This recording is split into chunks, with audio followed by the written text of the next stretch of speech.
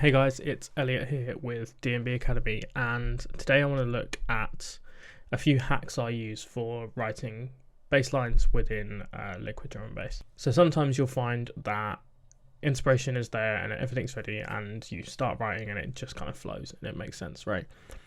Other times you sort of need a bit of a helping hand in terms of like getting some of that inspiration moving. You might have everything else there, but the bass line just doesn't work. Or you've tried like a bunch of stuff and it just isn't sitting right. Or you're like halfway through. So everything that I show you in this should be applicable regardless of what stage of writing your bass line you're at. But we'll start from the start and then go from there. So I've got some atmospheres at the top here, with a filter just automating on those, and we've got some drums. All fairly straightforward, kind of standard Liquid stuff. And I've got two basses here, so we'll ignore that kind of jungle bass for now.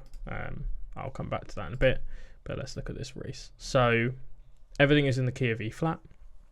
I'll be talking about notes within the scale and sort of how they relate to each other. If you're unsure on how that makes sense, I've done another video on music theory on this channel, which you can check out, and then kind of come back to this one, just so I don't like rehash over too much. But let's create a clip. Let's actually make that half the length. So we've got an 8-bar clip here, and we'll kind of write within this. So first of all is like the sound we've got. So turn that on. So that's the tonic of our key, right? Is E flat. Most people would start on that E flat. You actually don't have to, regardless of the key you're in. You don't have to start on the first note of the key. That kind of throws some people off. But like if I'm in G, the first note of that drop doesn't have to be G, right? It could be any note within the G minor scale, assuming we're in a minor key. And that's the same here. So for example, if I do it so that the last note is an E, that's still fine. It doesn't matter, right, where we're going in the scale. It will all kind of make tonal sense. But the way I think about the first note, rather than if it doesn't have to be that first note, is like, how do I want the first note of that drop to feel? Because whichever note we have in our bass will imply a chord, even if we're not playing a chord. So we've got the atmospheres kind of holding notes over the top. And so everything we're doing underneath these are implying what is going on, basically. So if rather than starting on that E flat there, we start on, which would, if we're talking about minor keys, would be the minor first chord of the scale. For a bit of kind of recollection, the first, the fourth, the fifth are all minor kind of notes, and then the third, sixth and seventh are major. The fifth can be major as well, but for like basic natural minor scales it isn't. And so let's say we start on the 6 instead. Okay, so the 6 would be the B, and I always find that if I'm starting on a major note rather than a minor, it always gives that more like uplifting feel to the chords that we're working with. So let's start there and then go down to the minor.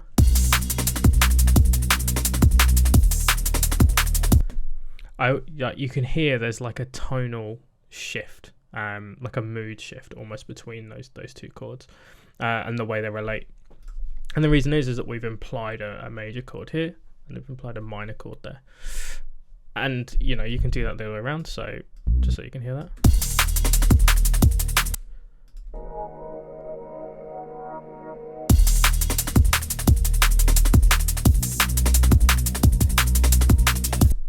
And you hear that kind of major like lift in the bass line. And so I sort of think about that when I'm writing. So I quite like that 6. Go down to the 1. And let's go from minor to minor. So let's keep the mood kind of low and then lift it at the end into that 6. So we've got, let me just work out where we're at key wise. So we're looking at G sharp as the 4.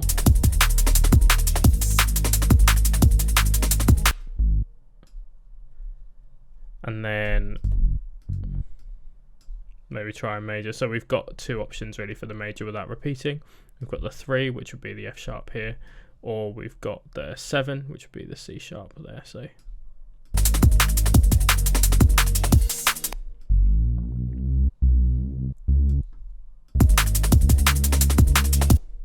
and just hear how that sounds with a turnaround.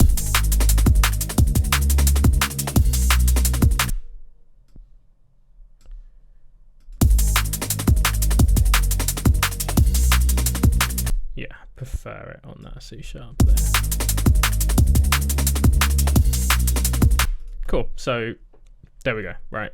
You could obviously like tweak this, and all of this will be preference. And so, you know, it's entirely up to you how that works. You might be listening to this being like, oh, I don't like that bass line, but the process should make sense to you. It's the great thing about music is that we're all like individualistic in the way that we work. So, bass line's written, we've got this. Where do we go from here? Again, there's like a bunch of little tricks that we can do to make this more interesting. So the first is an octave jump, right? So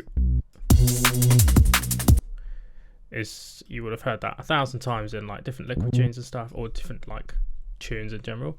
It's just jumping up an octave.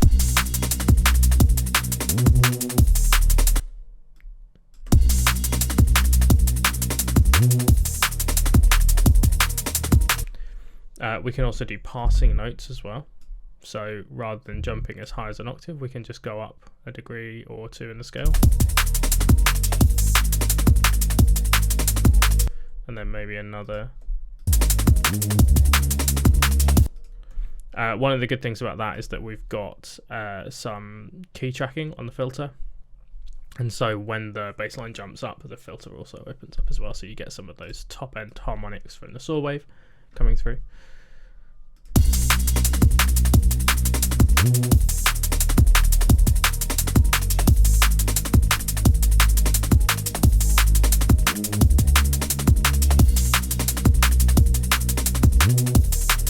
Cool, so let's say we're happy with that, but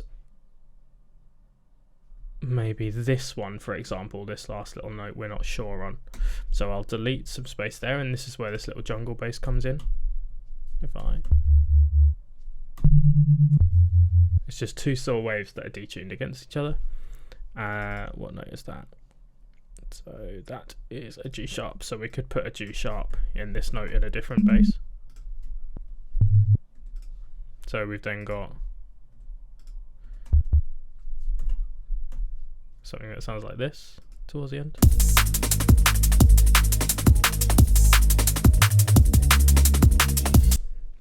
And you can obviously like balance these and kind of distort or compress them all together so there's a bit more of a gel. Maybe let's put it in the middle there.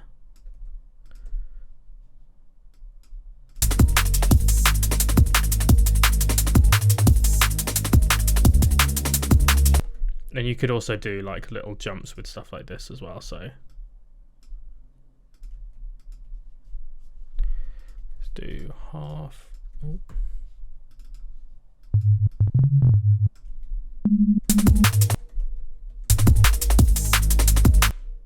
Little edits like that as well.